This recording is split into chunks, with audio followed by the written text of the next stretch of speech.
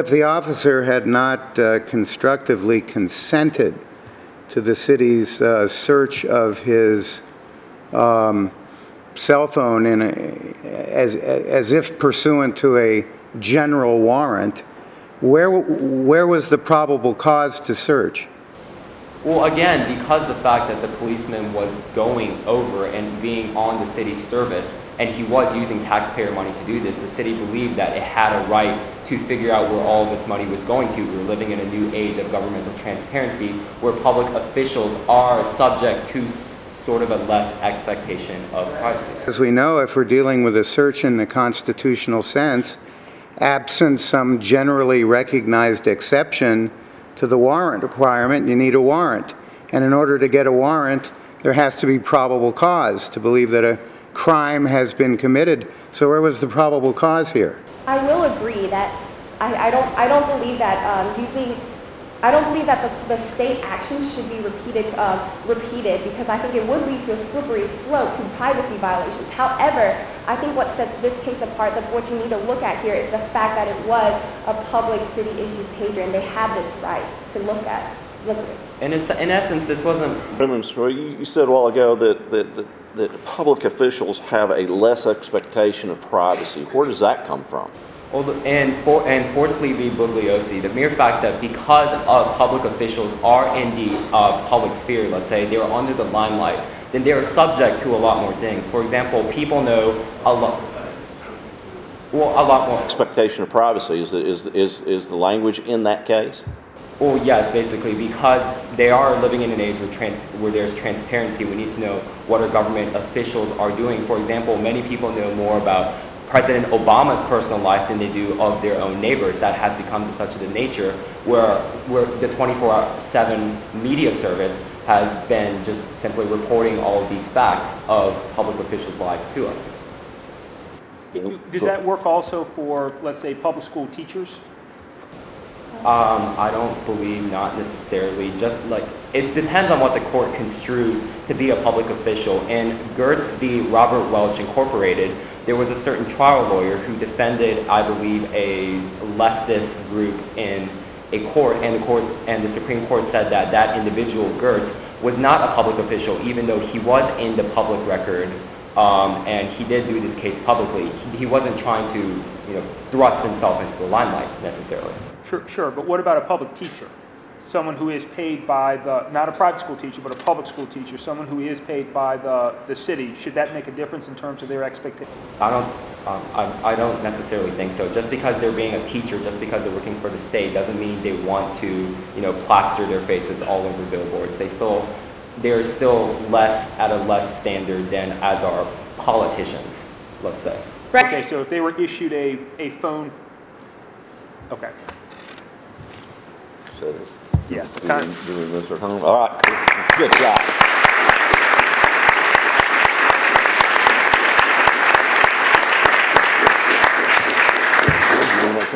Sure.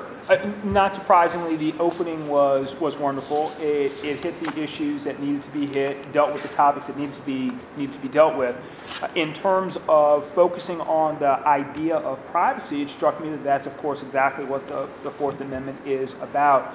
The difficulty, of course, is applying it. There's no doubt that it's very, very difficult to apply the notion of privacy, particularly, as you all pointed out, as privacy changes over time, or as the expectations of privacy change over time.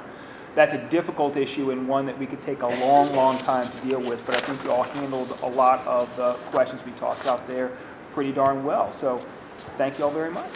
Judge? I agree with everything that Professor Chambers said.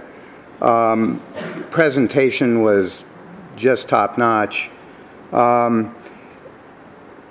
We threw some difficult questions at you. I think you fielded them very well. I think what's of ultimate importance is remembering what the nuts and bolts, what the essential elements are of what we're dealing with here. Do we have a search or a seizure in the constitutional sense? If so, does one of the generally accepted, recognized exceptions to the warrant requirement apply? If not, was a warrant issued? If a warrant was issued, was it supported by probable cause? What was the probable cause? And as we get into these increasingly technological and complicated questions of searches via, satellite from extreme distances, via, heat and other detecting technology, the answers to these questions are going to become increasingly murky. But unless we change our view of the Fourth Amendment, they're going to have to be answered in the good old-fashioned way. And I think that's what we're going to be struggling with all day today. All in all, terrific job. Yeah, just outstanding. When you get involved and you all are engaged and we're firing questions, and we mean to, as soon as you start talking, about searches, and then, we throw a different question at you and we challenge you, it's obvious to me that, your breadth and depth of knowledge is outstanding, and you know your subject well. If anybody thinks that, that the young people today don't understand the Constitution, then I challenge them to come to Washington, D.C. and visit with the students from Alabama.